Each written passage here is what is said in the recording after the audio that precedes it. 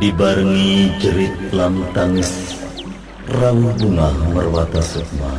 Asyarakat badru alaina angga dan mengkalah tentang sifat perasaan Allah. Waqtabat badru tamam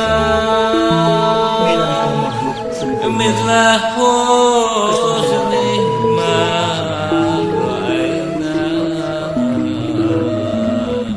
bil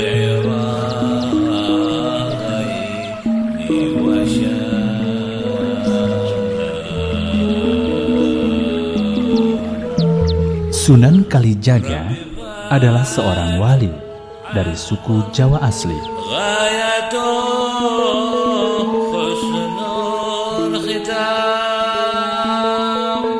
Nama aslinya yaitu Raden Mas Syahid, putra Ki Tumenggung Wilatika, Bupati Tuban.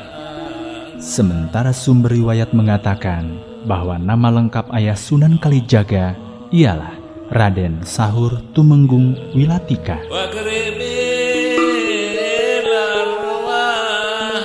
Sunan Kalijaga dari perkawinannya dengan Dewi Saroh binti Maulana Ishak memperoleh seorang putra dan 2 orang putri, yaitu yang pertama Raden Umar Syain yang kemudian disebut Muria, yang kedua Dewi Rukayah, dan yang ketiga Dewi Sofiah.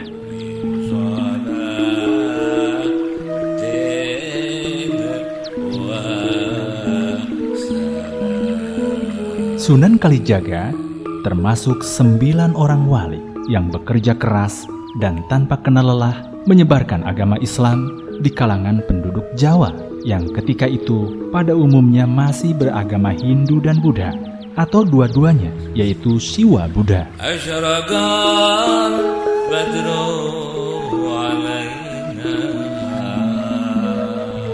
Sunan Kalijaga seorang wali yang sangat besar toleransinya, seorang pujangga atau ahli hikmah, dan seorang filosof.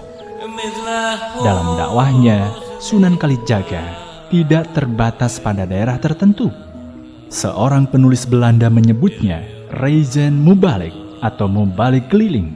Tiap pagi, kemana saja untuk bertabligh atau berdakwah, Sunan Kalijaga selalu diikuti oleh beberapa orang ningrat atau bangsawan Jawa dan cendekiawan. Mereka menaruh simpati besar kepada Sunan Kalijaga bukan karena wali ini orang Jawa asli, melainkan karena ia berpikir kritis, cermat, dan berpandangan jauh ke depan.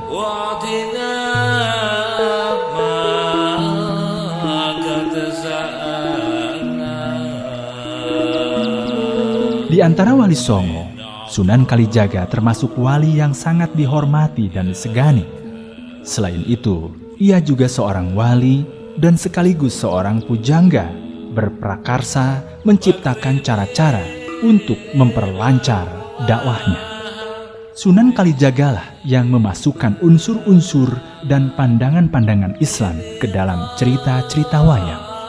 Ia memasukkannya sedemikian rupa sehingga mudah diraba maknanya, mudah dimengerti maksudnya, dan tidak mengejutkan pendengar atau penonton pementasan wayang.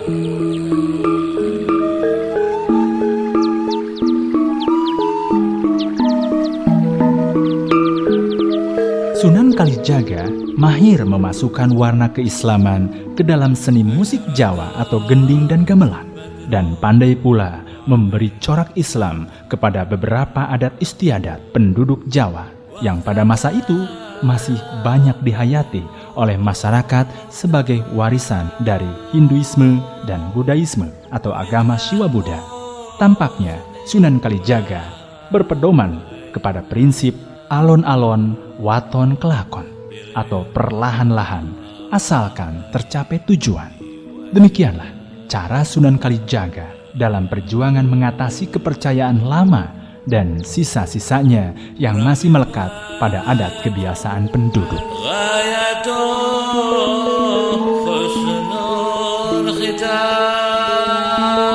Semua wali Songo pada dasarnya berpegang pada kebijaksanaan tersebut. Namun Sunan Kalijagalah yang paling besar perhatiannya memanfaatkan seni budaya Jawa sebagai salah satu media dakwah setelah diwarnai dengan corak Islam. Nadamtuhu ala safra faqaba aidi wa safra. Ada sementara pihak yang mengatakan bahwa Sunan Kalijaga mengawinkan atau mengasimilasikan ajaran Islam dengan seni budaya lama atau Siwa Buddha di Jawa. Jelas, itu tidak mungkin karena Sunan Kalijaga adalah seorang ulama yang sangat besar ketakwaannya kepada Allah Subhanahu wa Ta'ala dan mengenal baik apa yang dihalalkan oleh syariat Islam dan yang diharamkan. Dengan memasukkan semangat ajaran Islam ke dalam seni budaya, Sunan Kalijaga teguh berkeyakinan ija ja'al haku jahakal batil, yang maksudnya apabila kebenaran telah tiba, yakni diterima dan dimengerti oleh penduduk, kebatilan pasti sirna.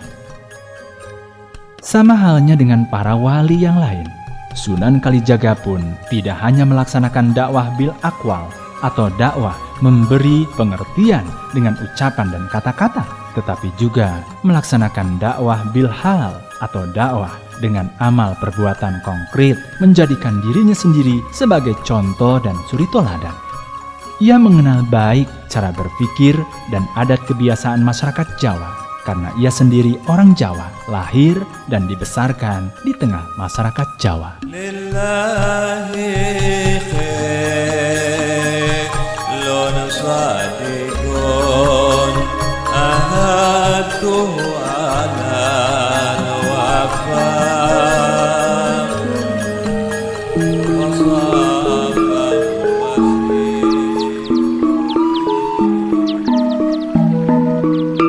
Nama Sunan Kalijaga hingga zaman kita dewasa ini tetap harum dan dikenal oleh semua lapisan masyarakat Jawa, dari lapisan atas atau kaum bangsawan sampai lapisan bawah atau rakyat jelata.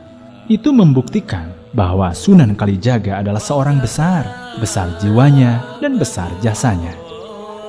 Sebagai pujangga, ia banyak mengarang cerita-cerita yang mengandung ajaran falsafat Islam, etika dan moral berdasarkan syariat Islam. Cara penuangannya disesuaikan dengan situasi dan kondisi masyarakat yang dihadapinya. Adalah sukar dan berbahaya jika masyarakat Jawa yang pada masa itu masih banyak yang beragama Siwa Buddha dan fanatik terhadap agamanya dihadapi dengan cara-cara yang tidak bijaksana.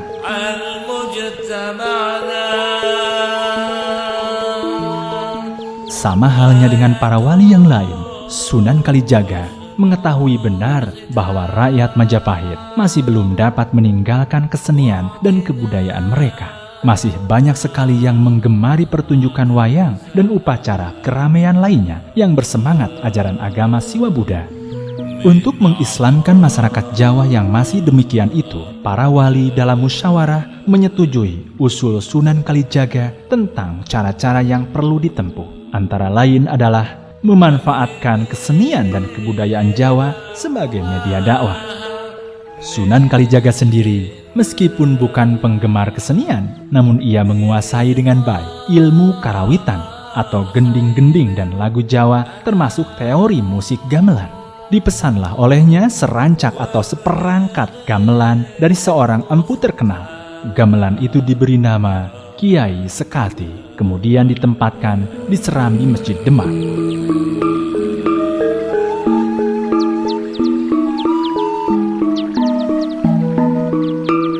Seni rebana dan lagu-lagunya yang berirama Arab yang sudah mulai dikenal oleh sebagian kaum muslim Jawa dibiarkan terus berlangsung. Sunan Kalijaga menambah media dakwah lainnya berupa gamelan. Baik seni rebana maupun seni gamelan, dua-duanya dihidupkan bersama, terutama pada setiap perayaan memperingati hari lahir Nabi Muhammad SAW setiap tahun. Ya Rabbi salli ala Muhammad, ya Rabbi salli alaihi wa sallim. Gamelan yang berada di bawah sebuah tarung atau atap terbuka di depan serambi Masjid Demak dihias dengan berbagai jenis bunga untuk menarik perhatian orang banyak. Dan gamelan itu ditabuh tiada henti-hentinya.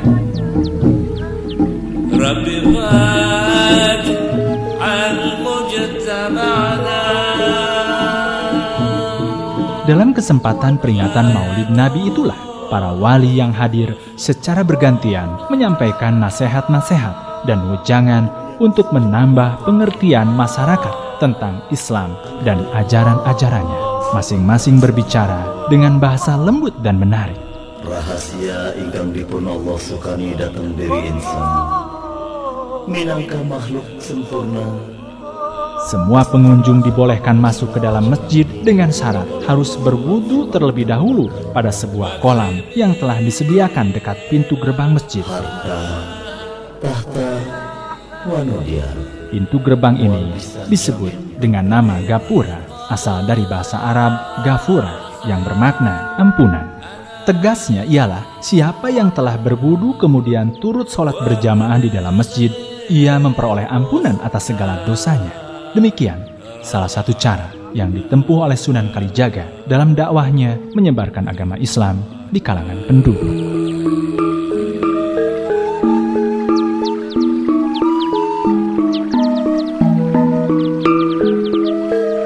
Sunan Kalijaga tidak hanya mengislamkan manusia, tetapi juga mengislamkan berbagai cabang kebudayaan Jawa seperti seni musik atau gamelan dan gending, seni drama dalam bentuk pementasan wayang kulit, seni lukis, seni pahat atau ukir, dan kesusastraan.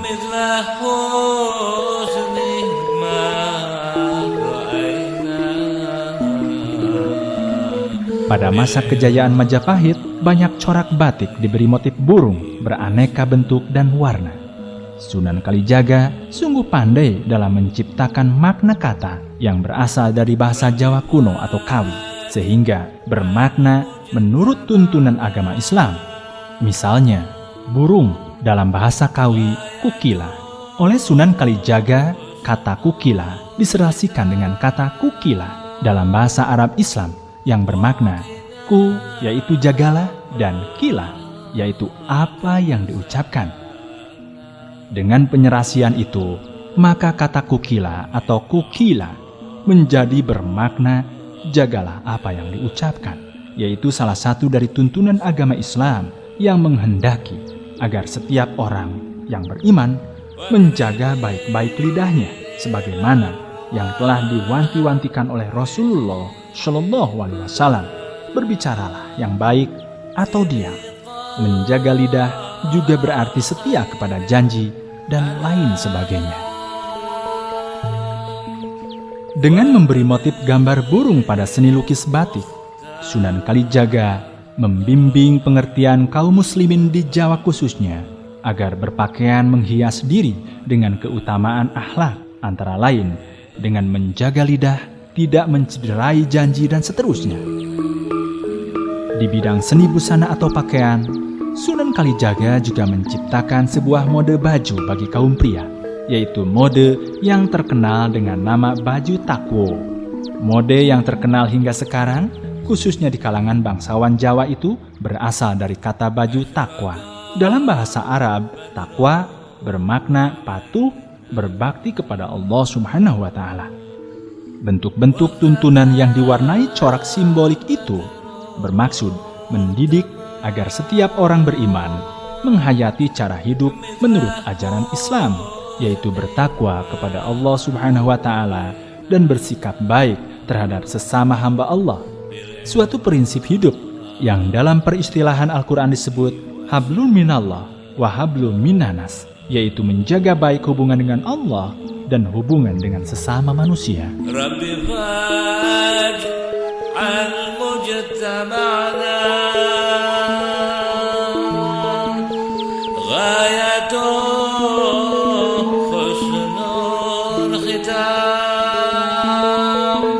Kita tidak tahu mengapa Raden Syahid putra Tumenggung Wilatika Bupati Tuban itu dikenal dengan nama julukan Sunan Kalijaga.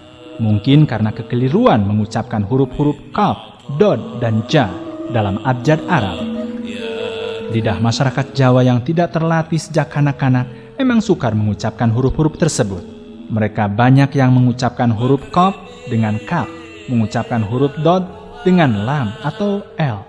dan mengucapkan huruf ja dengan j atau j. Tidak mustahil jika nama Khadijaka berubah ucapan menjadi Kalijaga. Khadijaka bermakna penghulu atau pemimpin yang suci diri. Hal ini seperti tertuang dalam makalah yang dikarang oleh Musa Mahfud dalam Mimbar Agama Islam nomor ke-9 tanggal 10 November tahun 1952. Pengucapan keliru atau menyimpang dari aslinya nama-nama tokoh-tokoh dalam sejarah lazim kita temukan di dalam buku-buku. Misalnya, nama Salahuddin Al-Ayyubi oleh orang barat disebut Saladin. Nama Ibnu Rosid mereka sebut dengan Aperos. Nama Ibnu Sina mereka sebut dengan Apesina, dan lain sebagainya.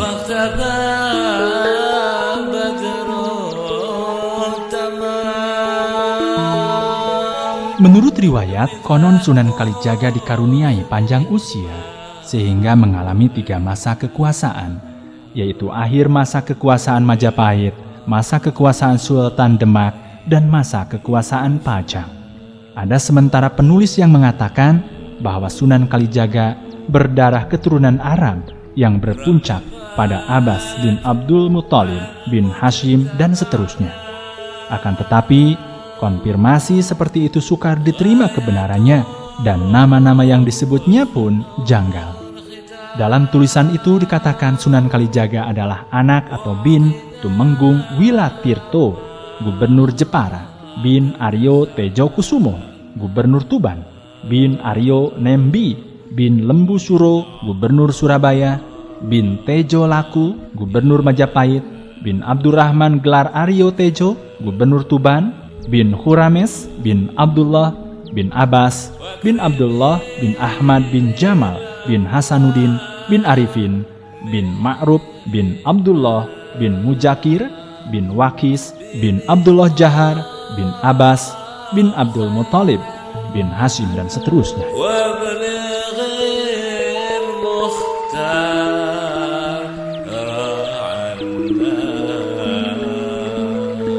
Mengenai kapan Sunan Kalijaga dilahirkan dan kapan wafatnya tidak diketahui dengan pasti oleh para pakar sejarah Islam di Indonesia. Yang sudah pasti ialah bahwa Sunan Kalijaga dimakamkan di Kadilangu, masih termasuk Kabupaten Demak, di sebelah timur laut kota Demak.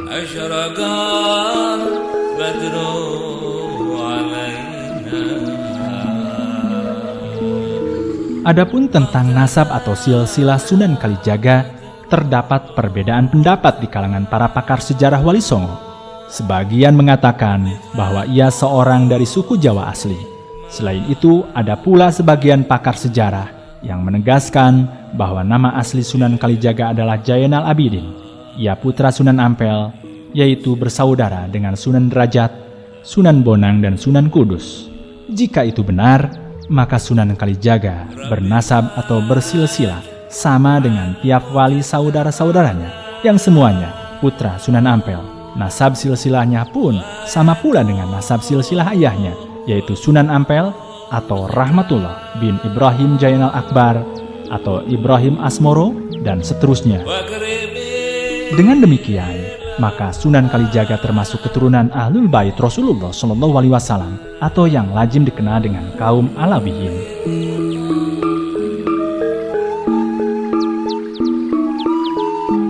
Kesulitan kita dalam menetapkan riwayat mana yang benar dan mana yang tidak, terutama disebabkan oleh tidak adanya peninggalan sejarah tertulis yang dibuat orang pada zamannya, atau karena tidak adanya catatan-catatan yang dibuat oleh yang bersangkutan sendiri. Sebagian besar hanya berdasarkan analisis dari beberapa goresan-goresan huruf yang terdapat pada tempat-tempat tertentu, seperti di beberapa pusara atau makam dan beberapa masjid yang bertebaran di sana-sini. Perbedaan pendapat mengenai masalah itu hingga sekarang belum dapat dipecahkan dengan sempurna. Oleh karena itu, baiklah kita serahkan saja kebenarannya kepada Allah Subhanahu wa Ta'ala, Maha mengetahui segala sesuatu yang ada pada makhluknya. Amin ya Rabbal Alamin.